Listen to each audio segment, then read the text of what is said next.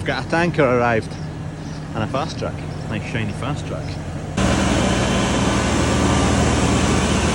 These are the fat traps that come out of the kitchen, because fat's not a good thing to go down drains and whatnot, so it looks pretty gruesome. But anyway, it's all getting soaked up at the moment, but it's quite thick, so pump's not enjoying it. You got a waste to move, there you go. VES, Black Environmental Services. Right, fat trap's pretty much empty. There's a bit left. It's a bit thick, so we've left the taps running in the shop to flush the water in and mix it and dilute it. Doesn't make for pretty viewing, but that's what a fat trap looks like. Sludge, and this is a bit thicker. We managed to get that one fairly emptied. That's all water there now. There's segregation down the middle, so all filters through. That's fairly thick, and then this is all pretty thick. But we have a pretty big fat trap. It's slightly overkill, but just means we don't need to deal with a fat trap once a month. This has probably not been done in about a year. We probably should be doing it every 6 months just to stop it from getting so thick. Anyway, we'll leave that to run for a while. Septic tank, which is over there, which we were stirring the other day, we'll get that emptied as well. Now for that. Lovely jubbly. Get the power washer going. Right, we're done. We're pretty much emptied. The tanker filled up. There's a wee dribble at the bottom, but that's the majority of it done. Ooh. Hate this job. I'm not filming anything today, but just a wee update on the sprayer that is now causing other flipping issues. I've been scrolling online looking for any sprayers kicking about, to be honest, that are maximum kind of 3 years old and haven't covered serious amounts of ground. There's currently an ECU on the way to try and sort the problem. A new ECU, that's the latest attempt at fixing the issues. Screen is now not showing any of the contents of the tank, so it's totally guesswork. Agitation on the sprayer is not currently working. I only realised after it kind of filled up, and I'm using powders today, so I'm not going to spray anymore after I finish this tank, because I don't want to clog it up. Agitation is just the basically constant mixing of the spare tank to keep things moving. So if anyone knows of any sprayers kicking about at 27 or 30 metres, 4,000-ish litre tank, steering axle, electric or air, don't dead set on either, ECU or oil flow driven, probably a diaphragm pump.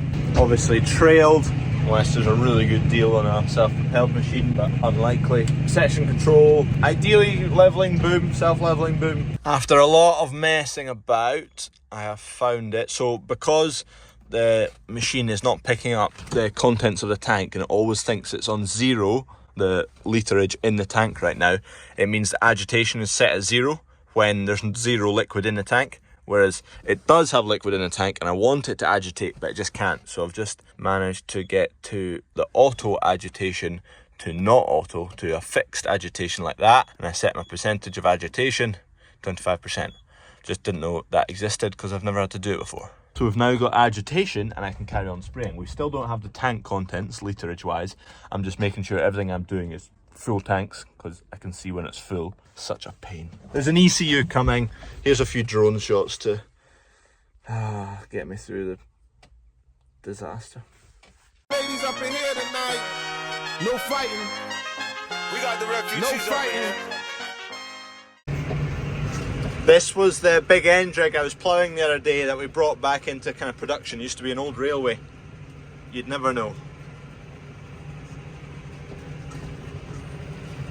Something's nailed is that a seagull or a pigeon that's been nailed? More like a seagull actually. The seagull's been nailed there by something. Oh, what a tune!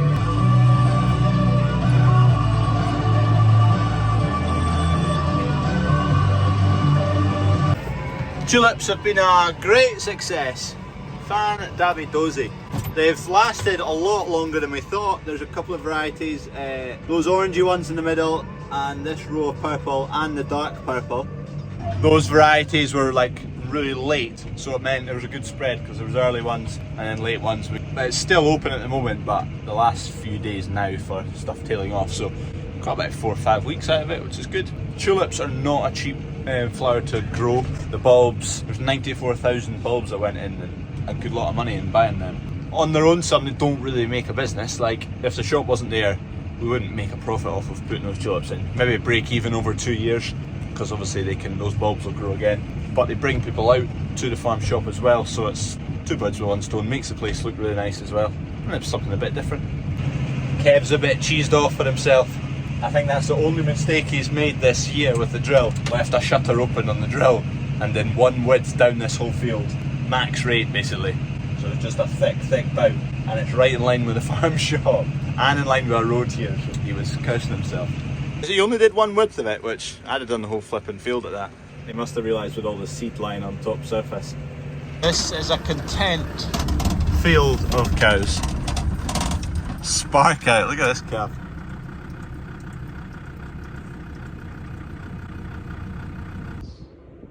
She's summer ready now. Bit optimistic, summer, but oh wow, look at the rust. But hey ho, it's Defender, meant to be rusty. Looks the business like that. Apart from it being manky and rusty. What's your opinions?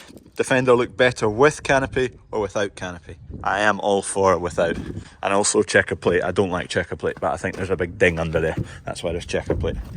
There's another one. Here comes another one. Oh god. What have we done? Blocking the airways. Yeah. And the helicopter as well. So we've got a helicopter there. And then we've got a plane over there. And then we had another wee plane which was somewhere over there, but I've lost it. I can't see it anymore. Flippin' heck. Just been out spraying this morning. It's now you can probably hear it. The wind's picked up a bit. So abandoned that.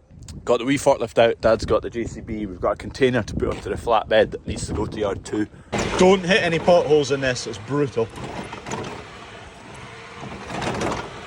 It's this container that we're needing. It's coming out, we'll put it onto the concrete here. Dad's ready to get the flatbed, actually no, there it is. Flatbed's there.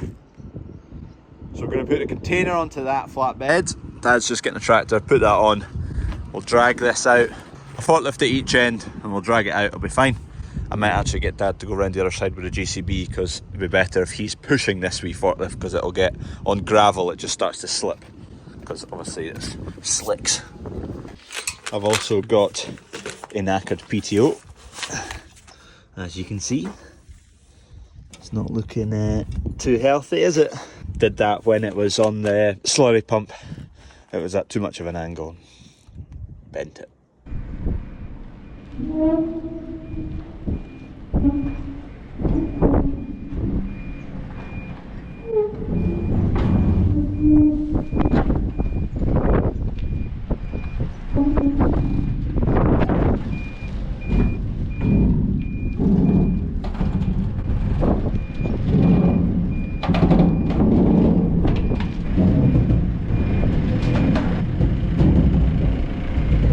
Right, we've got it shifted, just need to get it on the trailer now.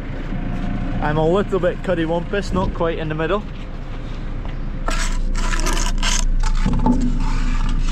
Watch my fingers.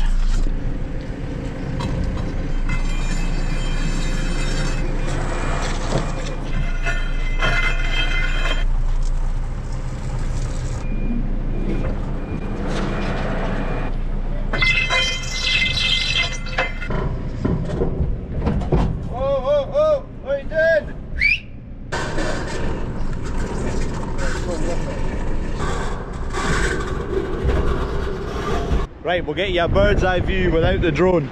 I'm on top of the grain dryer right now. So Dad's gonna lift from this side, I'm gonna lift from this side. Up, reverse trailer under, down. Happy days, we wanted the door at that side. So we've just pivoted it a wee bit.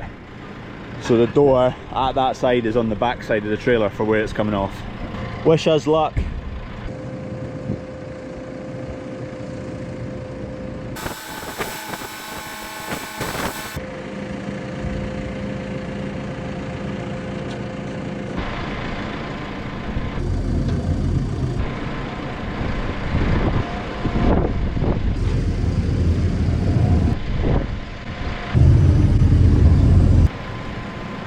A little shunt there in the corner should just square it up. Keep going, keep going. Whoa, whoa.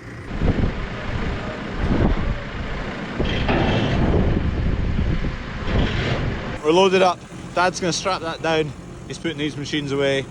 I am off to the Smitty to get that PTO dropped in. Hopefully they can just fix it while I'm there. Loaded up, just needs a couple of straps. Tulips all look nice from up here. A couple of people at them.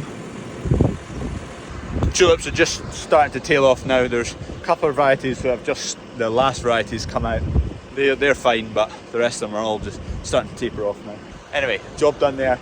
Dad's not going to take it along the road, he's going to wait until I'm back because we need to then unload it at the other end. PTO dropped off here at Tullibardine Smiddy, cramp dealership as well. If I wasn't a farmer, I think I'd quite like to work in Tullibardine Smiddy. Loads of just random projects going on all the time. Things like that. That'd be fun to work on. Unfortunately, they didn't have the same shaft in stock, so they're going to order it. Hopefully it'll be tomorrow. Fingers crossed. It's going to be windy tomorrow, so I don't need it tomorrow. I just need it by Wednesday. It's going to be still on Wednesday, and I've got a bit of spraying to do. This is the life. Oh, jeez. Not got much suspension anyway. Where that container's going, there's a bit of gravel in the road, so I need to move it, but I'll also hopefully just use it to level off a bit of a pad. Go on, big man. Go on, give it hell. Not for lack of effort, anyway. We've got a container to plonk here, so I'm just making a level pad. There was a pile of kind of gravelly sand. It's not really the right stuff, but it's going to do the job to make a somewhat level pad. Slightly wonky, yeah, probably. Guess who just got back today? Them wild-eyed boys that had been away. We have a pad that's flattish. Just need to tidy up this wee bit of excess, but that should do it for the container. Obviously it's not perfect, it's sandy, gravelly stuff, it's not the right stuff, but and anything that's not dead flat because of my mediocre diggering ability will be fine. Because it's sand, it'll just sag in the places that it's high, and it'll be fine. Be fine. Let's get the angle from down here. There's another. Right, I'm going to yoke this container up. Ideally, I'd use a tractor, but guys are at the sprayer there putting a new ECU into it. Kev's in his vent and Dunk's topping some grass, so we're out of tractors. Healthy load, just need some brakes and lights and we're off. Dad strapped it down, wouldn't budge anyway. Right, we're getting a new ECU in here, so the old one's coming out. There's a new one. It's quite a big lump, isn't it? Anyway, hopefully, fingers crossed, we'll be back in action. 100% working, won't we? Absolutely. Absolutely, they say. Hopefully, come on, this fixes the sprayer. So the guys are in changing the ECU. Changing it over won't take too long, but they've got to then program the new one and put all the right data into it so it works properly. So we're going to leave them to it. I'm going to go and take this container along the road, dump it off on that bit of sand I was levelling. I'm caught in two minds with Hardy sprayers now, because if you'd asked me a month ago whether we would consider buying a new Hardy sprayer, I would have said definitely. When the sprayer got chewed up by Univoc, we had a massive repair bill, but that wasn't the sprayer's fault, so ignore that. And then just recently we've had quite a bit of bother with bits and bobs, so it's just one wee issue that we just can't figure out the problem. Agravista, who are currently trying to repair the sprayer, and they deal in Hardy, Knight and Bateman, just up near Dundee, they've been out trying to fix it, and Steve, who's been here quite a few times, he knows it in and out. You can tell that he knows exactly what he's talking about. He's seen all the issues and he's not seen this before. So I'm a bit caught in two minds. It is 12-year-old now, the sprayer, so it has got quite a lot of tech on it for the age of it. It was quite a kind of modern, up-to-date, well, very up-to-date machine when we bought it. So I don't know, I'm caught in two minds. We'll see how they go with this ECU. New car park's holding up the ramp that we put in. That apparently I am an absolute clown as well, because if you spray diesel on new tarmac it ruins it, and I was putting red liquid that wasn't diesel on this ramp here, which is right next to it, so hopefully I've not destroyed that edge. This guy, I've made it big time. I'm big time. I'm too big for you guys now. I am on Country File. Probably get binned after one episode, but hey ho. If you fancy watching it, it's on at 6. I don't know when I'm on. I don't know how long I'm on for. I'm doing something with cows and maybe a sprayer and a wee intro bit, maybe. Who knows? I don't know. I sent them some stuff. It's going on the telly. YouTube can get in the bin. You guys are, I'm sorry. Cut. I've made it big time. It's a kind of young farmer's diary thing. They contacted me about, and 3 others. So I think there's 4 of us in total doing kind of like a segment, a self-filmed segment on the show for the next few months, basically. So see how it goes. Let me know what you thought of the country file if you do watch it. It's me, it's Johan, a Welsh farmer, Flavian, a pig farmer, and there's a dairy girl on it. I can't remember her name. Something Hooves. Her name's Hooves, and she deals with cattle that have hooves. I tried to shoot my foot, but I'm not flexible. Anyway, cheers for watching. Subscribe if you're not already to Crawford's Farm and like the video. We're in the big leagues now, the big bucks. You know what, this tulip patch makes for easy gifts. Gate Lady's getting another gift. That last variety that's just come through, the ones that Gate Lady's at, they are massive. Like, you compare them to those wee white ones, they're tiny. Just as well Gate Lady's got a long jacket on. She take my money. Baxter the dog.